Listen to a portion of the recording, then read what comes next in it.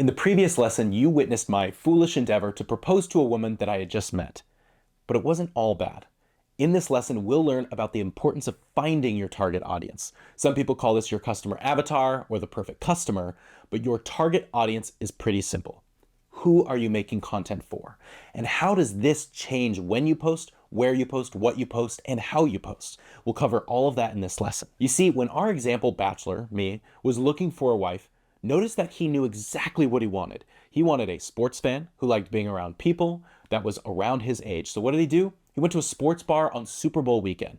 That is a great example of someone that knows their target audience and is meeting them exactly where they're at. But let's say I didn't have a strategy. Let's say I wanted a sports fan extrovert, but I went to the DMV, the Department of Motor Vehicles. This is where you get your driver's license and register your car in my state. Let's say we go there because everyone needs to go to the DMV, right? So my ideal woman is bound to show up at some point. You see what I'm saying? To find your soulmate at a DMV, yeah, they'll walk in eventually, but you might be waiting for 2 to 5 years, depending on how long it is until their license expires, right? But the magic of knowing your audience and acting on it means using information about that person to find them immediately. Online, you may know that you want to target retired military, stay-at-home moms, working dads, college students, dog owners. But if you just post a video on social media with no hashtags, no relevant keywords in your description, no indication that you're even speaking to them in your video, you're not using their language, you may as well be at the DMV waiting for your soulmate to walk in. Identifying your ideal customer early will save you time and money. So let's look at some examples. If your ideal customer is a dog owner, your videos should feature dogs.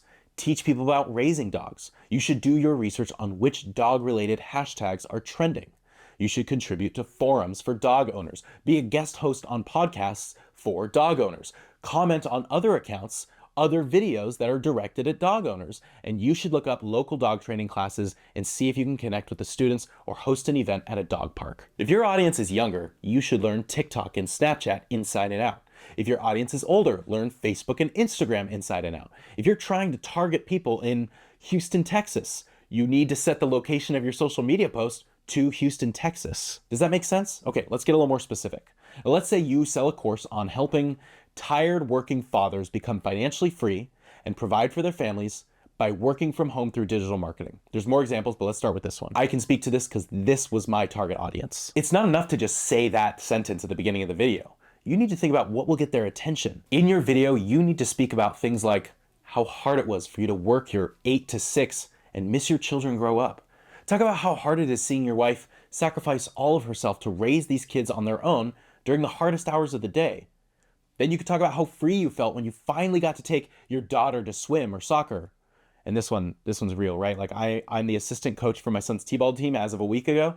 Up until a month ago, I was pretty sure I'd be missing every single practice and most games. I've chills. It's still not real to me. And sharing that feeling is perfect to attract that customer I'm trying to speak to, right? Another good one that hits home for dads is to talk about how you watched your baby's first steps on a Tuesday morning because you learned digital marketing and you were no longer locked into a 9 to 5. Let's do another one. Let's say you are a lactation consultant. My wife is actually the lactation consultant. I asked her all of these questions. I should have had her on video. That would have been great. Sorry, you gotta look at this mug. All right, she wants to teach moms how to breastfeed, right? And she talks about the failure moms feel because they can't quite get their baby to latch on. Or maybe that they can't be the one to provide nourishment that their baby needs, right? She identifies with that state of mind that they may be in, but then she could talk about how incredible it feels to naturally provide nourishment for her new baby, or how life-changing the experience is to bond with your baby during breastfeeding. These are the pain points and outcomes that you can speak to in your marketing to really get the attention of those struggling moms. It's not a hook, you're just speaking their language. You see, instead of trying to appeal to everyone and catching no one, you need to speak directly to one person, and you'll find hundreds, if not thousands of people just like them who want exactly what you are selling. Now, before I move on to our action steps, this one is a daunting task, okay? It's hard, there's no sugarcoating it, but the data is crystal clear. Those who have success in digital marketing and advertising have done this next exercise, and those who keep failing have not. It's clear as day. For those of you that don't know, I was a customer success rep for Kajabi for years. My job was to literally help business owners sell more of their courses and programs, and this is one of the exercises we had them do. Listen up, seriously. If you don't hear anything else in this whole entire course, take away this lesson, okay? Let it be this. The business owners that did this exercise were successful. The ones who skipped it were not. Plain as day. Okay? If you do not do this, the rest of the course will be a waste of time. So get out a clean sheet of paper and answer these questions. Okay? And don't worry, your answers aren't locking you into only this person. This is simply meant to be your ideal customer. So just answer them. I've also got this in a clean document below if you'd like to copy it and use that. And I've included an example of an ideal customer so you understand the level of depth that's appropriate. Now, you do not have to fill this out while I'm speaking, but I do want you to find time after this and give it a shot, okay? And we'll go over these one by one in a minute, but the questions that you'll be answering are, what is your ideal customer's age range, gender, and nationality? What problem do they have that you can solve? What is this problem holding them back from achieving? Why haven't they purchased a solution like yours to solve the problem? What are their excuses? How might they feel when their problem is solved? What social media platforms are they most frequently using? And what other accounts do they follow? I currently have a full database of information and questions, at least 40 different points, 40 different things about a person. I have learned so much about my specific customer through DMs, comments, and videos. But these 10 questions, or however many there are a perfect starting point. So let's go through these questions for our two examples. What is your ideal customer's age range, gender, nationality? 30 years old, men in the United States. Pretty easy. What problem do they have that you can solve? They don't spend enough time with their family. They don't have freedom in their job. They're stuck in their 9 to 5, and they don't make enough money. What is this problem holding them back from achieving? This is similar than the last question, but a little deeper. They can't spend time with their kids, right? They miss crucial moments in their kids' lives. Their kids don't know them very well. They can't go on vacation because they can't afford to, or they can't get work off. And they miss their son's t-ball practice. They don't spend enough time with their wife. Why haven't they purchased a solution like yours to solve their problem? What are their excuses? Not enough money, afraid they're gonna fail, don't have the time, and the time he does have, he wants to spend it with his kids, not learning an online course. How might they feel when their problem is solved? Free? They've been a good dad because they've been providing for them family, but now they might actually feel like a good dad. They feel like they're finally the head of the family, that they can be available for their kids. What social media platforms are they more frequently using? 30-year-old dads are on all platforms, but the ones that want to make money are on TikTok and Instagram. I found them on TikTok and I decided that that was my target market, so I focused on TikTok. You might be going through this training and realizing that your customers are not on TikTok, okay?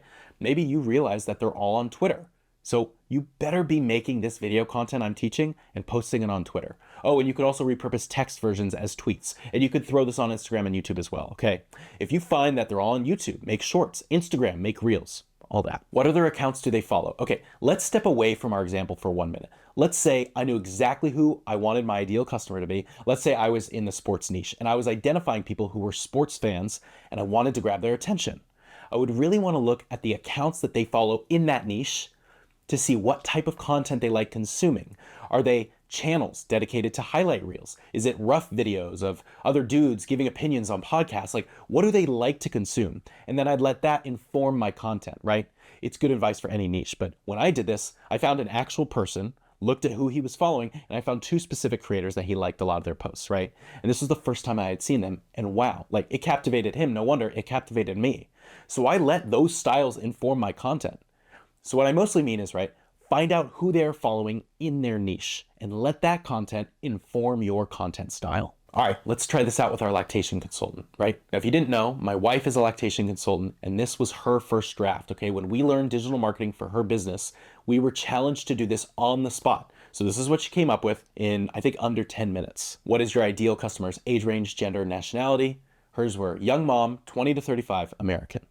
What problem do they have that you can solve? Her audience are moms that are either anxious about not being able to breastfeed when the baby comes, or the baby's here and the baby isn't gaining weight, or not finding a good latch or getting good feeds. What is this problem holding them back from achieving? A feeling of purpose, bonding, healthy nourishment for her child. These are real tangible things. Why haven't they purchased a solution like yours to solve their problem? What are their excuses? Maybe they don't know these exist. Maybe they're overwhelmed. Maybe they believe they'll just come naturally without preparing. How might they feel when their problem is solved?